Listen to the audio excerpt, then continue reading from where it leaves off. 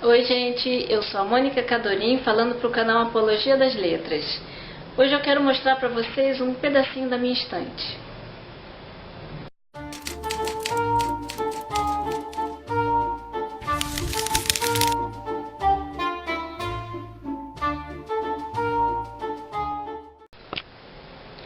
Pronto, já tirei dali. Outro dia eu mostro esses aqui, que são os meus livros. Hoje eu quero mostrar uns outros livros para vocês, que são assim de um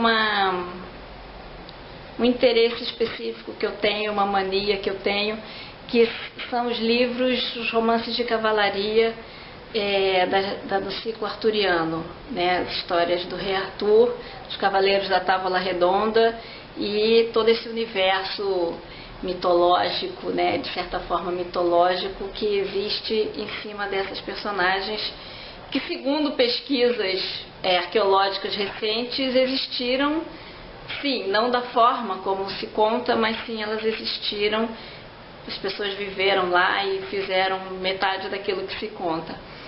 Bom, então, os livros estão aqui em cima da minha mesa, vocês não estão vendo assim, mas eu vou mostrar.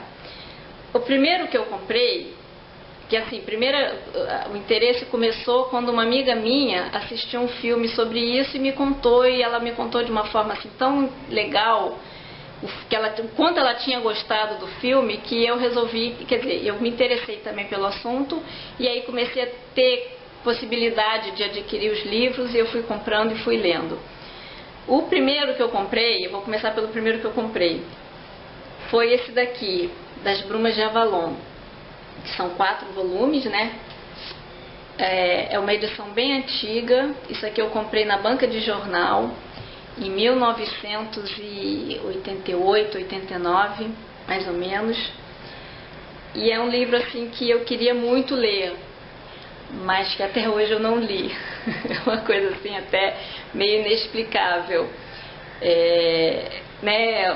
Faz parte do meu interesse. Eu tenho os livros, mas eu não leio, eu fico sempre colocando outros livros na frente. Não sei se o fato de serem 4 se me atrapalha um pouco, ou se não são romances de cavalaria, são romances históricos, né? Não sei. Aí tem que sessões de psicoterapia para entender porque que eu ainda não li.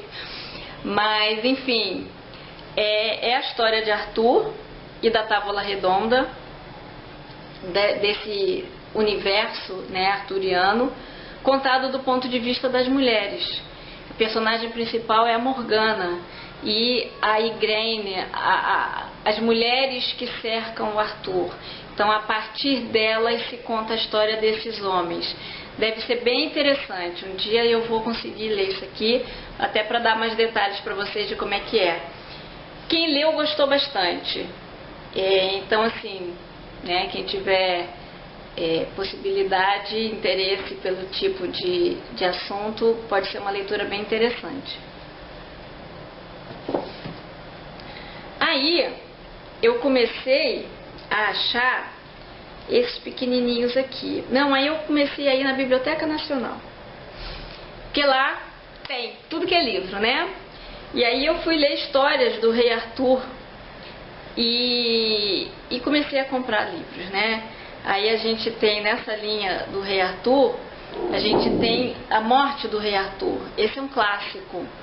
E é engraçado, né? Porque o livro se chama A Morte, mas vai contar lá do nascimento do pai dele ainda. Então, são livros de aventura, livros de façanhas, né? Não tem análise psicológica das personagens, não tem desenvolvimento de personalidade, não, são aventuras. Então, as coisas que ele faz, os atos, os gestos, as coisas que ele diz nem são tão importantes, né? Diálogo não é um ponto forte desse tipo de livro, mas sim a ação, ação, ação, ação. Foi na floresta, encontrou o monstro, brigou com o monstro, matou o monstro, foi ferido, não foi, foi ali, achou um curandeiro que botou um emplastro mágico, curou, e aí parte para a próxima aventura e conquista o reino e casa com com a, meu Deus, com a Guinevere. E é esse tipo de livro. Então eu tenho A Morte do Rei Arthur, que é em cima realmente a história do Rei Arthur, mas tem também Romances da Távola Redonda. Aqui são várias historinhas menores, inclusive do Lancelot, Lancelot do Lago. Ele é o cavaleiro da charrete. Aí aqui explica por que isso, né? E a história toda, quer dizer, não tem assim muito a história dele com a Guinevere. Porque quem não sabe, o Lancelot é o melhor amigo do Arthur e rola tem um romance do Lancelot com a Guinevere, que é a mulher do Arthur. Eles não explicam muito essas coisas. A Marion Zimmer Bradley, ela fala mais sobre isso, né? Porque é do ponto de vista feminino e tem essa coisa toda, esse psicológico, sociológico, isso importa para ela é uma escritora contemporânea. Aqui não, é uma coisa assim muito en passant. Então, tem esses aqui. Essezinho aqui, a detalhe, vocês perceberam que esse aqui, autor anônimo. Esse aqui, escrito por Chrétien de Troyes. Não sei se a pronúncia é essa. Então, escritores franceses e ingleses, né? Isso aí são histórias dessa região, França, Inglaterra, um pouquinho Alemanha. Escritores que registram as coisas, as tradições orais, né? Essas histórias vinham sendo passadas oralmente até que alguém registra. E o Chrétien é um dos escritores. Ele é bom, gosto da forma como ele fala, né? Da linguagem dele. Esse daqui é o Romance de Amadis.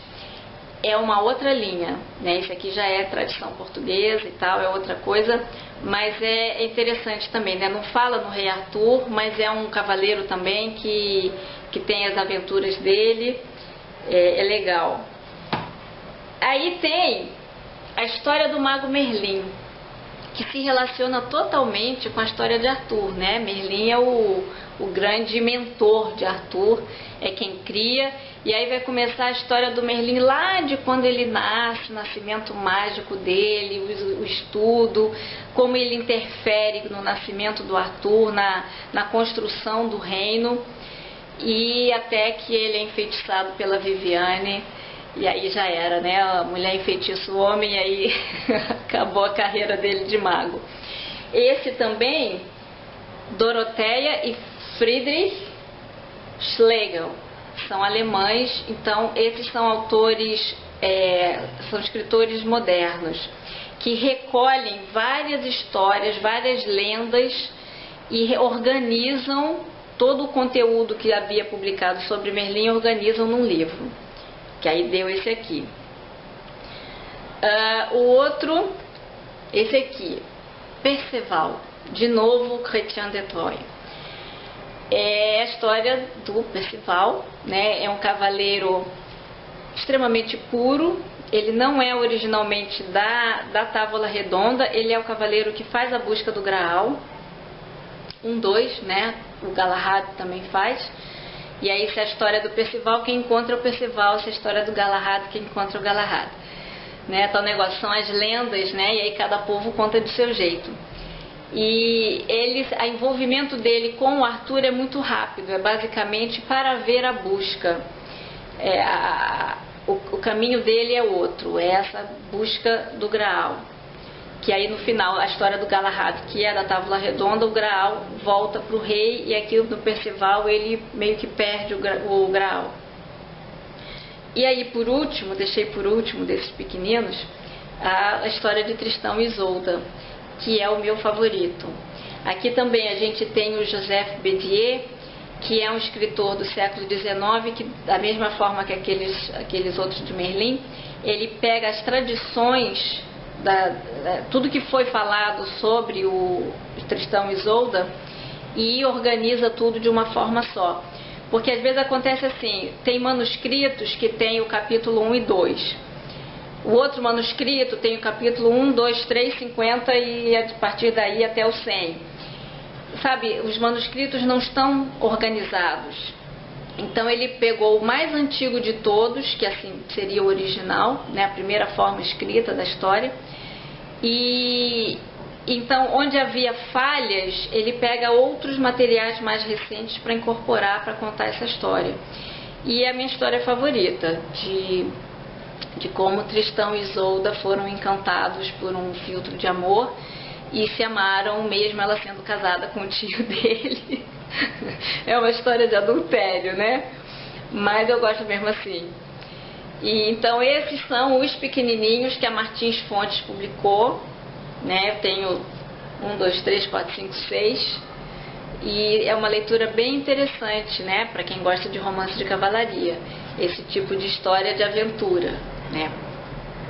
Mas não são só esses. Tem outros. Por exemplo, A Morte de Arthur. Esse é um escritor inglês, Thomas Malory. E aí aqui eu tenho 2 achados em sebo, porque a editora que fez essa publicação não existe mais, então os livros estão esgotados e aí só se encontra em sebo. São 4, eu só tenho 2. Então é esse tipo de coisa, né? Basicamente aquele é resumido, né? Esse aqui é muito mais explicado. Então conta mais aventuras de Arthur, conta mais histórias, mais entrelaçamento dele com os outros cavaleiros. O Tristão aparece aqui, tem uma parte que é dedicada só a Tristão. É interessante. É original, é romance de cavalaria original.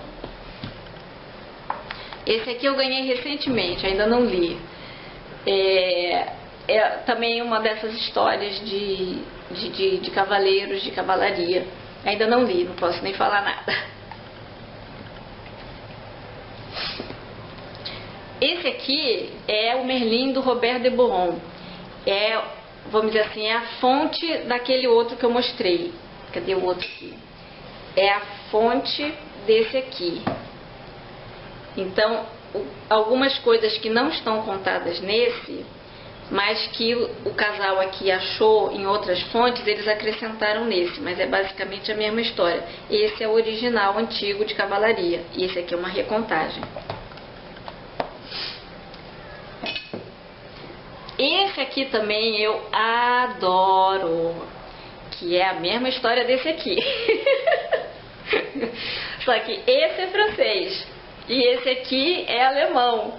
É o Wolfram von Eschenbach. Eu acho que a pronúncia é isso, né? Eschenbach. Esse aqui, vocês vejam que esse aqui é muito mais grosso. Então aqui tem muito mais aventura, muito mais história, mais detalhe, né? Esse aqui é muito conciso, assim, foi ali, fez isso, fez aquilo. Esse aqui ele entra mais em pormenores, até em coisas assim de motivação, de ele fez isso porque não, né, tinha que descobrir não sei o que lá. E pormenores assim até íntimos do personagem, a vida dele com o pai, com a mãe, que esse aqui não tem.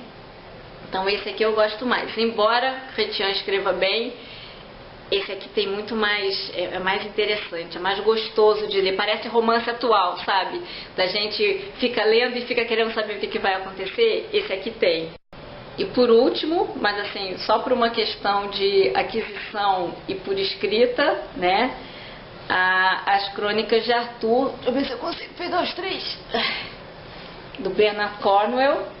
Eu acho que isso aqui é bem divulgado, né? Bem famoso. Que eu li entre o Natal e o Ano Novo. Os 3.